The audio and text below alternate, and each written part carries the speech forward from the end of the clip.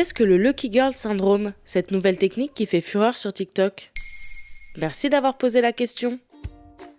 TikTok regorge d'astuces pour se faciliter la vie. Comment se couper les cheveux soi-même, ranger sa cuisine, tricoter ses vêtements, donner du volume à ses cheveux. La nouvelle tendance qui compte près de 200 millions de vues explique même comment attirer la chance, avec la technique du Lucky Girl Syndrome, le syndrome de la fille chanceuse. Hein?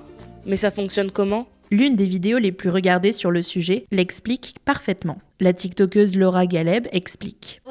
Il n'y a pas de meilleure façon de l'expliquer que de dire que j'ai l'impression que les chances sont complètement en ma faveur. D'aussi loin que je me souvienne, j'ai toujours mis un point d'honneur à dire à tout le monde « j'ai beaucoup de chance ». Je m'attends toujours à ce que de grandes choses m'arrivent et c'est ce qui se passe. C'est une technique qui consiste à s'auto-convaincre que des choses positives vont nous arriver. Je suis la personne la plus chanceuse du monde. Tout fonctionne à merveille pour moi. Ça se rapproche de la loi d'attraction, populaire en développement personnel, rendue célèbre grâce au livre publié en 2008, The Secret de Rhonda Byrne. Aujourd'hui, on parle souvent de manifester. Si on est positif, on attire des choses positives. Si on est négatif, on attire des choses négatives. Donc en gros, tout dépendrait de nous. C'est en effet ce que semblent dire les adeptes du Lucky Girl Syndrome. Nos pensées et attitudes influenceraient notre réalité, ce qui peut être un peu dangereux. D'ailleurs, le Lucky Girl Syndrome a aussi des détracteurs en ligne. Il dénonce notamment une négation des privilèges.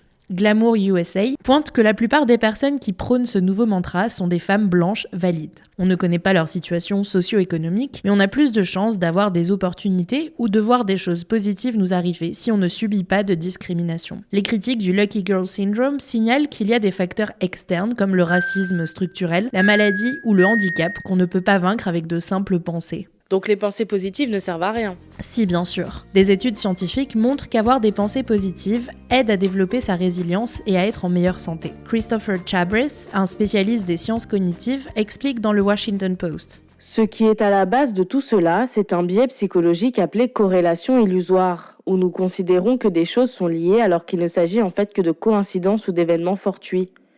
Répéter un mantra ou une affirmation et voir quelque chose de bien nous arriver plus tard dans la journée en est un parfait exemple.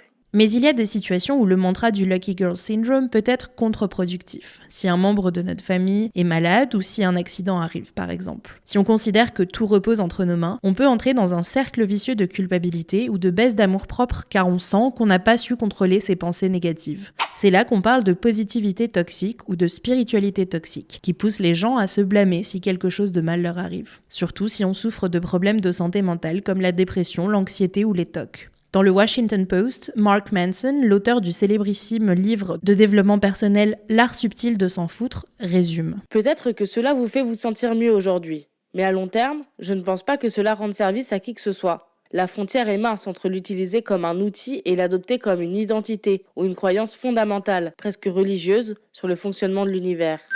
Voilà ce qu'est le Lucky Girl Syndrome.